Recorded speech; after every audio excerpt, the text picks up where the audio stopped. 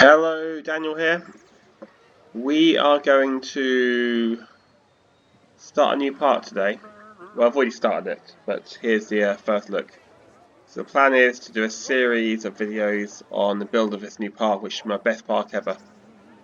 And basically what I'm looking for from this park is, it won't be the biggest, but it's going to be the most immersive, the most realistic. It's going to have some fresh new ideas. I'm going to try and keep the coasters and rides as realistic as possible, and make it a beautiful park. So I've started. This first episode will show off what I've done so far. I'm currently working on the first area. The entrance area is still a work in progress, but what we are working on, and we'll take you in here with Shana Pollard, is our area known as, if you see us read the sign, the Gardens. So this area is basically going to be, as you can probably tell by the name, quite a green-based area, lots of plants, lots of trees, lots of foliage, very attractive, quite open. It's not going to be ride heavy. As you'll see when we get in, we've got one coaster and two flat rides in, and some shops, and that's it. That's all it's going to be. Like I said, it's still not complete. It's a work in progress. There's still lots to do, but it's now at a stage where you can get a good idea of what I'm working on. So, here we are. Welcome to the Gardens.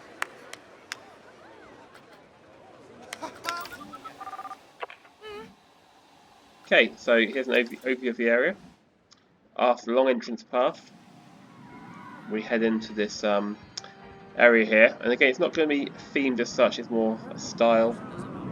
Some little hints. So I've got a dragon there, which I think fits well with a garden theme. We've got a central pond with paths going around it, and support for our big main coaster above. It then proceeds through with some flat rides on the right and to the end, and our coaster on the left. So, have a quick look around.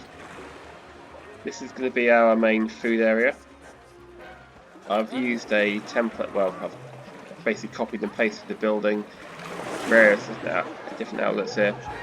I'll tidy those up later, give them some more theming later on. Here we have it's a kind of skid pan ride called the Skid and Screech.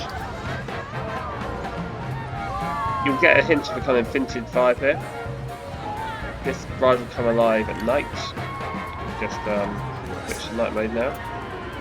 You can see you've got a few effects in there. You've got steam and smoke, some nice lighting. I've got a name kind of in lights up here.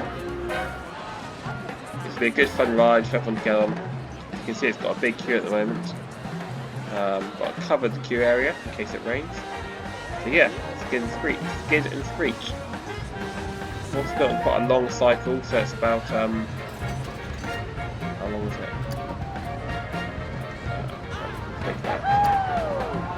it? 2 minutes 15 seconds. Sorry, 2 minutes 15 seconds. So that's what, 3.5 minutes worth. Quite a long ride. Then moving on, we reach the far end. Need some lights up here. But we've got a chair swing ride. Now, as you'll see, it's really interactive with our coaster. Again, a popular ride. I've made it a long cycle, so a long queue on this one.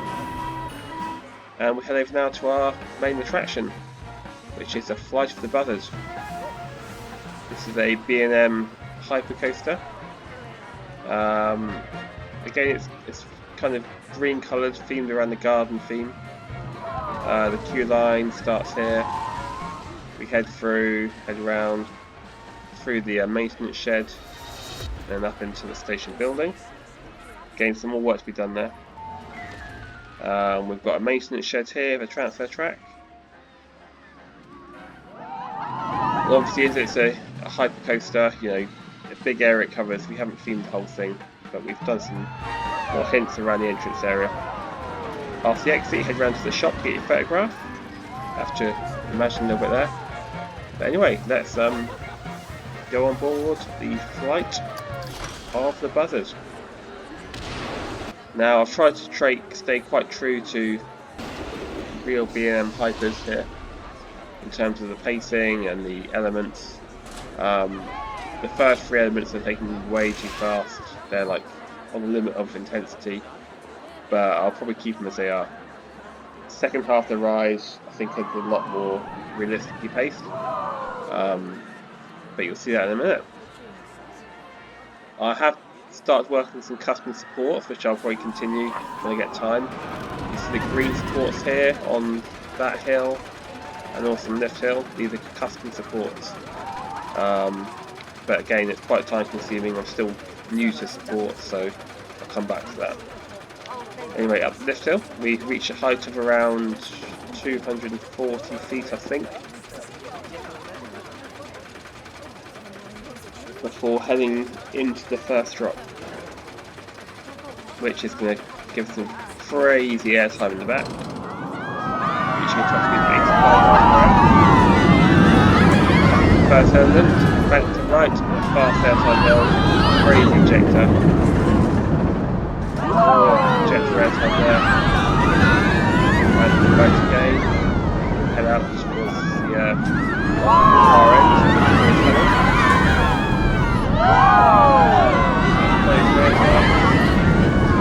High speed bank turn left. Then ejector, so you get back into the hill to the right, and up into the mid-course brake run, which is clever. Head down, back past the shed in the station, pops of airtime, buzz there,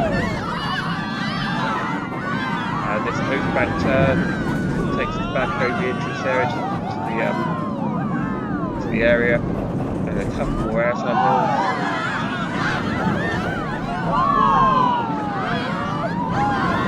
Head round left to the right, some great interaction here with the chair swing, and into the brake run. Okay, that is the flight of the Buzzard. So we operate 3 trains on a block system. I've dispatches I think about 40 seconds. In real life, maybe 70 seconds are more realistic. But yeah, 3 train operations, good throughput, a really intense ride. If we look at the stats, over 6,000 feet long, so that's pretty much the longest B&M in the world, I think. Plenty of airtime moments. Again, probably the G-force a little high, a little unrealistic, but I may tweak it later on, I may not.